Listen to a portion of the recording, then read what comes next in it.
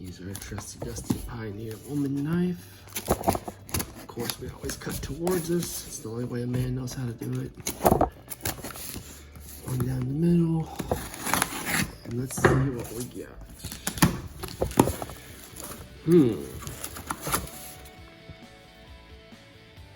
Japanese imports. Games, books, CDs, anime, and idle goods. I don't even know what an idle good is, honestly. Atlanta, Georgia.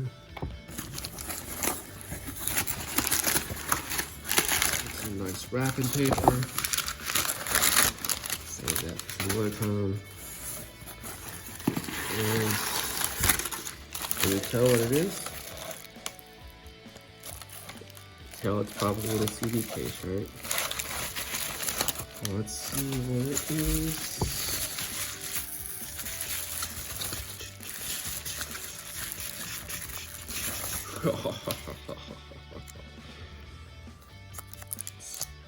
Castlevania Dracula X Rondo of Blood for the PC Engine. Probably, maybe you've heard of this. It's actually, if you've ever played Symphony of Night on the PlayStation or Saturn, the very beginning of the game when you're playing as Richard, rather.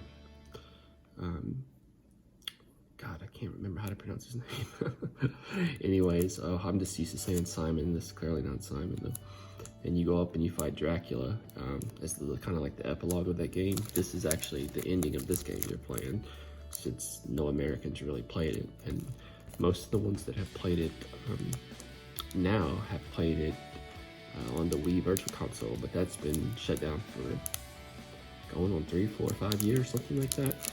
Thankfully, I did download it on there a long time ago, but now that I got a PC Engine, finally, I get to play the real thing. So let's take it out of the plastic. It's a Super CD-ROM, so you can't just have an American Turbo Graphics to play it. You have to have the upgraded RAM chip, as well as, of course, the CD player. Or you can just buy a Turbo Duo. And the CD games are not region locked like the Hue cards or the Turbo chips, whatever you want to call them. So you could play these actually on an American Turbo Duo if you have the PC card, or if you have the upgraded RAM and the PC CD player. So let's see what we're doing here. Of course, they come on regular disc. Cool little trivia. This is actually the PC Engine was the first system ever made in the early 90s that came out with a CD player, games on CDs. I think they started in 90 doing that. And then of course you got Sega CD, and then you got a million other things that came out at the time. A lot of garbage things like the 3DO and blah, blah, blah, blah, blah. Nobody cares about. So yeah, let's take a look at the instruction manual.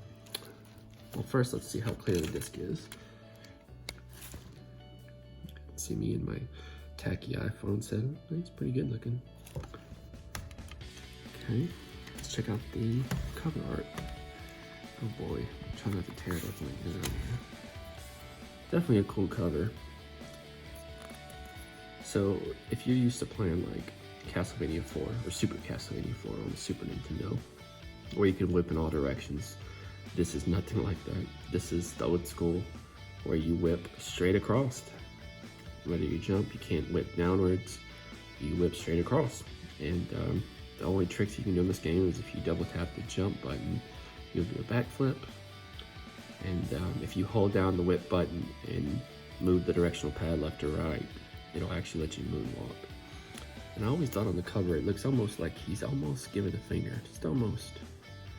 Not quite, but almost. Cool cover art. Of course, this is all in Japanese. So it's always funny how Japan games of the 90s and today even have some words that they put in American or English rather, but most they stick with, in the instruction manual, they usually stick with Japanese letters, of course. But a lot of times in game, the dialogue or whatever will be in English even. So you can import a ton of Japanese games and play them, no problem. The only problems you'll have is in RPGs, because those usually, you can't figure out what the hell's going on. And this is kind of cool. This is actually wrote in German, and then they have it in Japanese here.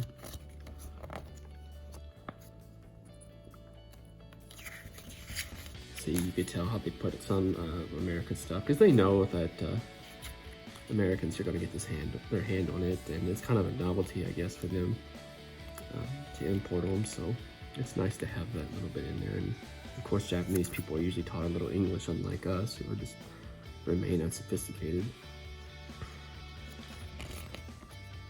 This also has special crashes, actually, meaning that when you get a sub weapon, whether it's the axe, the boomerang, this one has a Bible also, and a few others.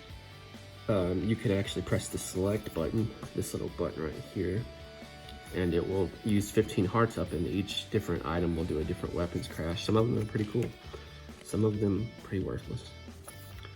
So this has hidden stages. This was the very first Castlevania game that had hidden like routes. So that's one of the things that they started. I guess you'd say all the Metroidvania games, people think they stemmed from Symphony of the Night. Well, they kind of did, but this is what Symphony of the Night stemmed from. So this is really where it all started at. So it's pretty neat. So even when you beat the game, you can go back and find the hidden routes. So it's pretty neat, and they all have different bosses and stuff. Here's all the items. These are the sub items I was talking about. You have the dagger, which is worthless, the axe, which is really good on this game, the cross, which is really good on this game, the stopwatch, which I never use, the holy water, which is okay, the Bible, which is the best weapon on here, and the key, which unlocks the secret character Maria, who's kind of like the overpowered. Believe it or not, the only thing bad about her is her health goes down really fast, but she has her own unique sub weapons that are all really cutesy things. And she has a double jump, and she throws 3 like doves at a time rather than this one whip, so she can just really power through the game. Plus she can run the whole time, or technically she rolls, but she's very fast. So, and to unlock her, you can unlock her on, I believe, the very first level with using the key. And these are the other chicks you get to rescue, but you can't play as. So you have to unlock them before you beat Dracula to get the final good ending. And of course you want to do that. Here's some of the cool bosses. Being a Castlevania game, it uses some mythology, so that's really cool. Of course, they have to always have a skeleton. They always have to have a Grim Reaper type, and they have a Carmilla type. So yeah, pretty neat. A Medusa type, Leviathan type. Pretty cool. All right, pretty sweet.